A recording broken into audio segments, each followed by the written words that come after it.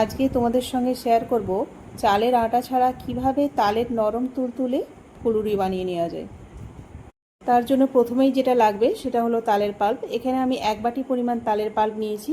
তালের পাল্পটা ভালোভাবে ফুটিয়ে গ্যাসটা বন্ধ করে তারপর 1 বাটি চিনি দিয়ে ভালোভাবে নাড়িয়ে চাড়িয়ে মেল্ট করে নিচ্ছি। তালের পাল্পটা যেহেতু গরম অবস্থায় আছে, চিনিটা খুব তাড়াতাড়ি মেল্ট হয়ে যাবে। আর চিনিটা মেল্ট হয়ে গেলে এইভাবে নাড়িয়ে চাড়িয়ে ঠান্ডা করে দিয়ে দিচ্ছি সামান্য পরিমাণ মৌরি আর 1 বাটি পরিমাণ কোরানো নারকেল।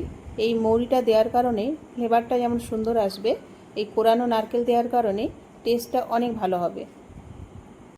কম কম করে ময়দা দিয়ে নাড়িয়ে চাড়িয়ে পারফেক্ট ঘনত্বের একটা ব্যাটার বানিয়ে নিচ্ছি। এখানে অবশ্যই একসঙ্গে ময়দাটা না দিয়ে কম কম করে দিয়ে এইভাবে নাড়িয়ে চাড়িয়ে ব্যাটারটা বানানোর চেষ্টা করবে।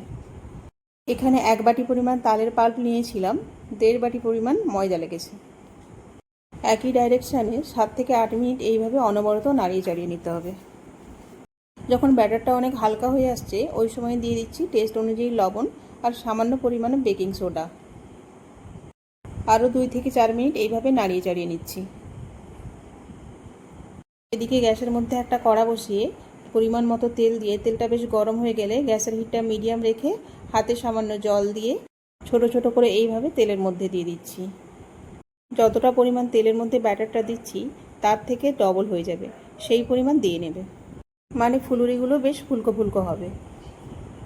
ফুলুরির এক দিকটা ভাজা হয়ে গেলে অন্য দিকটা ভাজার জন্য উল্টে দিচ্ছি।